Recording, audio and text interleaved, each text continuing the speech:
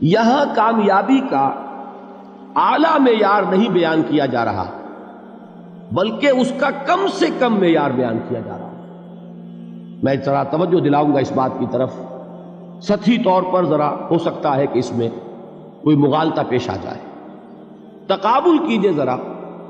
ایک سورۃ العصر ہے، والعصر ان الانسان لفی خسر الا الذین آمنوا وعملوا الصالحات وتواصوا بالحق وتواصوا بالصبر. ایک سورۃ التین ہے، والتین والزیتون وطور سینین وہذا البلد الامین لقد خلقنا الانسان فی احسن تقویم ثم رددناہ اسفل سافلین الا الذین آمنوا وعملوا الصالحات فلہم اجر غیر ممنون. اب ان کا تقابل کیجئے. سورۃ العصر یہ بتا رہی ہے کہ سب لوگ تباہی میں ہیں سوائے ان کے جو 4 شرطیں پوری کریں. سورۃ التین میں اول تو صرف 2 شرطیں بیان ہوئی، 2 بیان نہیں ہوئی. کام ہلکا ہو گیا نا، آسان ہو گیا. یہاں 4 ہیں، ایمان، عمل صالح، تواصی بالحق، تواصی بالصبر. وہاں ہے ایمان اور عمل صالح صرف.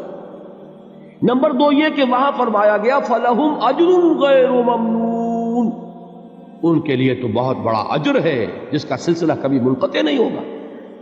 اور یہاں کہا جا رہا ہے وہ کامیابی ناکامی سے بچ جائیں گے. مستثنا ہے کس سے؟ ان الانسان لفی خسر. یہ بالکل ایسے ہی ہے جیسے کہ کسی کو آپ بچے کو، طالب علم کو کہیں محنت کرو، کوشش کرو، فرسٹ ڈویژن میں پاس ہو جاؤ گے، اور کسی سے آپ یہ کہیں کہ محنت کرو، کوشش کرو ورنہ فیل ہو جاؤ گے. اب ان دونوں کے درمیان جو فرق ہے وہی فرق ہے سورۃ التین میں اور سورۃ العصر. سورۃ العصر ناکامی سے استثناء کو بیان کر رہی ہے اور وہاں 4 شرطیں ہیں، اور سورۃ التین یہ اعلیٰ درجات کا بیان ہو رہا ہے، 2 شرطیں ہیں. اس کو قرآن مجید کی اصطلاحات سے بھی اللہ کرے کہ آپ واقف ہو جائیں.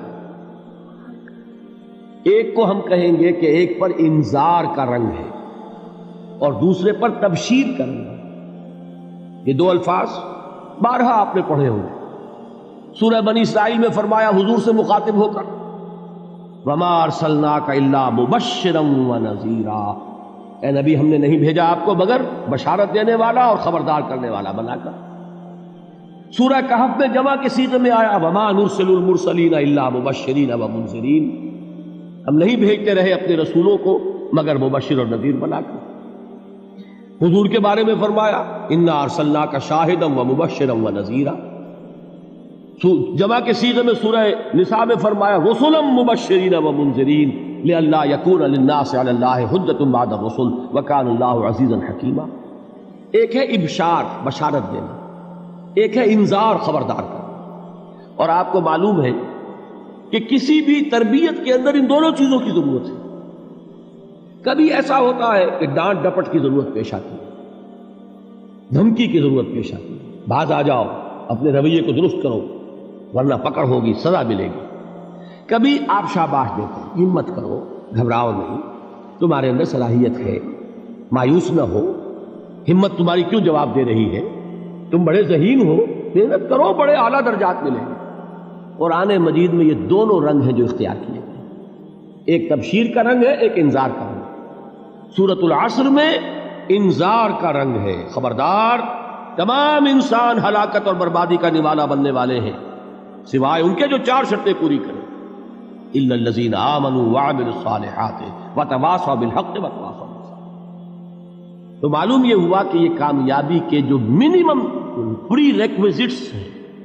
مجھ سے کہا گیا کہ انگریزی کے الفاظ کا فوراً ترجمہ کر دیا کرو، اور میں کر دیتا ہوں. اصل میں مغالطہ آپ کو یہ ہوتا ہے میں ترجمہ کہہ کے نہیں کرتا، لیکن اس کے بعد میں فوراً اردو کا مترادف جو ہے وہ لے آتا ہوں.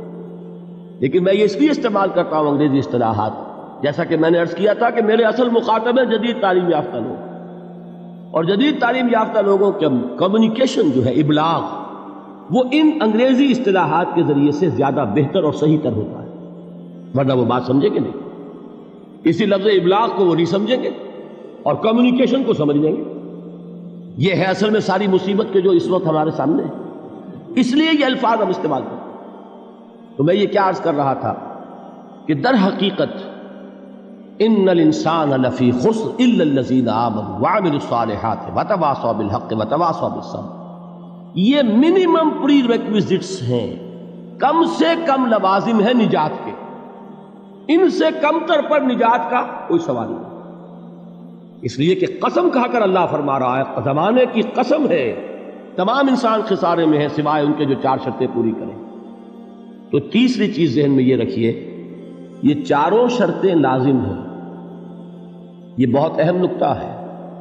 ابھی ہم نے کسی لفظ کی گہرائی میں اتر کر نہیں دیکھا ہے، ابھی تو ہم سرسری طور پر تذکر بالقرآن کے مرحلے میں ہیں۔ پہلی بات کیا معلوم ہوئی؟ اس میں کامیابی اور ناکامی کا ایک معیار سامنے آیا، ٹھیک۔ نمبر 2، یہ کامیابی کے کم سے کم شرائط کا بیان ہے، منیمم ریکوائرمنٹس۔ میں نے ایک مرتبہ ایچ کالج لاہور میں جب تقریر کی سورۃ العصر پر، تو طلباء کے ذہن کی مناسبت کے اعتبار سے کہا کہ بھائی یہ فرسٹ ڈویژن کا بیان نہیں ہے، یہ تھرڈ ڈویژن میں کامیابی کا بیان ہے، اس سے کم تر پر فیلیور ہے، اس لیے کہ فرمایا گیا والعصر ان الانسان لفی خسر الا الذین آمنوا وعملوا الصالحات وتواصوا بالحق وتواصوا بالصبر۔ اسی کو میں نے اس وقت آپ کے سامنے رکھا کہ اس پر انذار کا رنگ ہے، خبردار کرنے کا انداز ہے، زجر کا، ڈانٹ ڈپٹ کا انداز ہے کہ اگر کامیابی چاہتے ہو تو یہ 4 شرطیں پوری کرنی ہیں۔ اب تیسری بات جو عرض کر رہا ہوں یہ اہم ترین ہے کہ یہ چاروں شرطیں لازم ہیں۔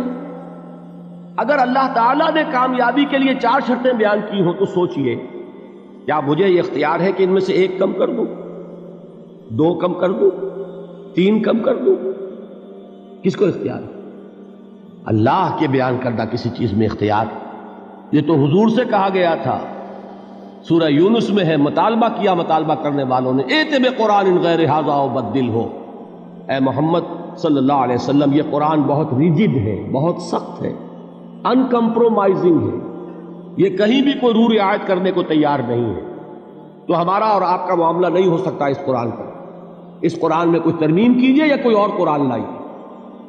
تو حضور سے کیا کہلوایا گیا؟ قل ما یکون لی ان ابدلہ من تلقاء نفسی ان اتبع الا ما یوحی الی۔ اے نبی ان سے کہہ دیجئے میرے لیے ہرگز ممکن نہیں ہے کہ میں اس قرآن میں اپنے جی سے کوئی ترمیم کر دوں، کوئی تبدیلی کر دوں، میں تو خود پابند ہوں اس کا جو مجھ پر وحی کیا جا رہا ہے، سب سے پہلے میں خود اس پر عمل کرنے والا ہوں، میں خود اس کا پابند ہوں۔ تو غور کیجئے، قرآن بیان کر رہا ہے کہ 4 شرطیں ہیں نجات کی، اور آپ کے دل میں یہ بات بٹھا دی گئی ہے کہ صرف کلمہ گو ہونا نجات کے لیے کافی ہے، صرف ایمان سے نجات ہو جائے گی۔ یہ بات جو ہے ذہن میں رکھیے، ایک نجات وہ ہے جو ہزار برس تک جہنم میں کوئلہ بننے کے بعد نجات ہو، میں اس نجات کی بات نہیں کرتا، وہ نجات تو ملے گی یقیناً۔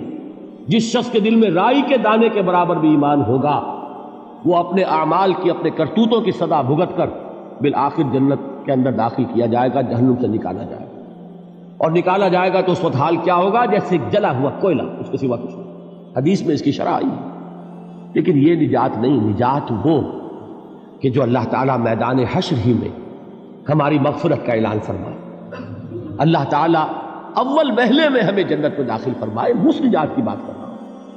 وہ نجات جان لیجئے محض کلمہ گو ہونے کی بدولت نہیں ملے گی، اس نجات کے لیے شرط اول ایمان، شرط 2 عمل صالح، شرط ثالث تواصی بالحق، اور چوتھی شرط تواصی بالصبر۔ یہ قرآن کا بیان ہے، یہ کسی انسان کا کلام نہیں ہے کہ اس میں ترمیم کی جا سکے۔